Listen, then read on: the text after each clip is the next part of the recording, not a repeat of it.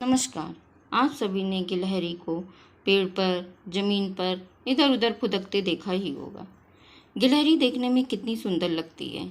जो उनके पीठ पर धारियां होती हैं वो तो देखने में बहुत ही अच्छी लगती हैं। इन 3 धारियों का रहस्य आज हम बताएंगे आपको। आपको पता है, पहले गिलहरी के पीठ पर धारियां नहीं होती थीं, लेकिन जब भगवान राम ने उस छोटी सी गिलहरी को अपनी हथेली पर बैठा लिया और उसके शरीर पर प्यार से 3 उंगलियां फेरने लगे, तब से गिलहरी के पीठ पर धारियां बन गईं। चलिए आपको बताते हैं, ये कथा सुनाते हैं। यह बात उस समय की है जब भगवान राम सीता को बचाने के लिए लंका जाना चाहते थे, परंतु समुद्र की वजह से लंका नहीं पहुंच पा रहे थे और उन्हें किसी भी प्रकार कोई रास्ता नहीं सूझ रहा था।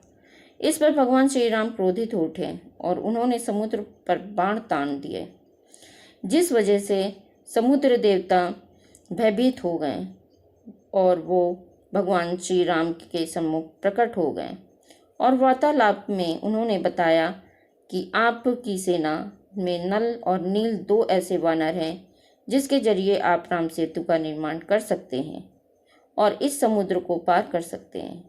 इसके पश्चात वानर सेना और हनुमान जी ने यह तय किया कि हम सागर के ऊपर एक सेतु का निर्माण करेंगे और उसी पर चलकर लंका पहुंच जाएंगे।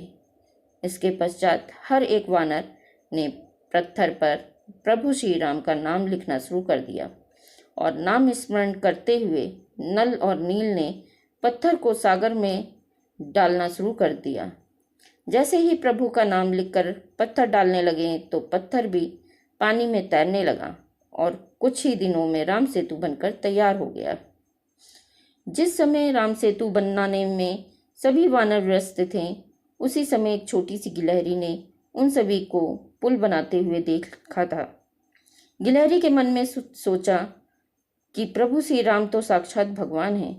उनके लिए जब यह बंदर राम सेतु बना रहे हैं और भगवान राम की सेवा कर रहे हैं, तो मुझे भी सेवा में अपना योगदान देना चाहिए।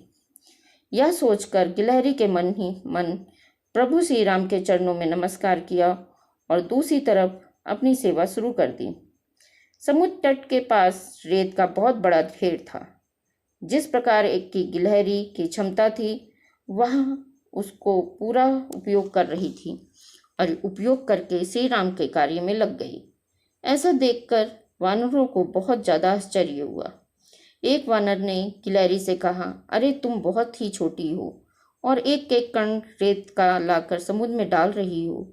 क्या तुम्हारे ऐसा करने से पुल का निर्माण हो जाएगा? तब गिलहरी ने जवाब दिया कि भैया, मैं भले ही बड़े पत्थर ना उठा सकूं, आप लोगों जैसी सेवा तो नहीं कर सकती, परंतु इतनी श्री राम ने मुझे क्षमता दी है, उतनी सेवा तो मैं कर सकती हूँ। भले ही यह सेवा छोटी हो, परंतु श्री राम की सेवा तो हो रही है, इसलिए आप मुझे सेवा करने दीजिए। ऐसा कहने से के पश्चात गिलहरी दोबारा से रेत लाकर सागर में डालने लगी। यह सेवा करते हुए गिलहरी को बहुत ज़्यादा थक गई थी, परंतु अपनी थकान की उसने परवाह नहीं की और बिना रुके सेवा करती रही। वह मन ही मन कह रही थी, आपको क्या पता, जब तक मेरे शरीर में प्राण है तब तक मैं प्रभु श्री राम की सेवा करती रहूंगी। इसके पश्चात जब वह दोबारा रेत लाकर समुद्र की ओर जाने लगी, तब किसी ने बहुत ही प्रेम से उसकी तरफ देखा। जी हाँ, वह श्री राम प्रभु थे। जैसे ही श्री राम ने गिलहरी को देखा, उन्होंने गिलहरी को अपने हाथों में उठा लिया। इसके पश्चात श्री राम ने अपने प्रेम से अपनी दाहिने हाथ की उंगली से उसके सिर पर हाथ फेरते हुए गिलहरी से कहा, भले ही तुम छोटी हो, किंतु तुमने मेरी सेवा बहुत अच्छे से की है, इसलिए मैं तुमसे बहुत अधिक प्रसन्न हूँ। इतना सुनते ही गिलहरी भाव विभोर हो उठी। उस समय गिलहरी के पीठ पर भगवान की उंगलियों के निशान प्रकट हो गए थे, जिसकी वजह से आज तक गिलहरी के पीठ पर धारियों के निशान दिखाई देते हैं। वह प्रभु श्री राम की उंगलियों के निशान हैं। इसके पश्चात प्रभु श्री राम ने गिलहरी से कहा, जो भी तुम्हारी जैसी सेवा करेगा, उस पर हमेशा मेरी कृपा बनी रहेगी। उसे किसी प्रकार की कभी कोई कमी नहीं होगी।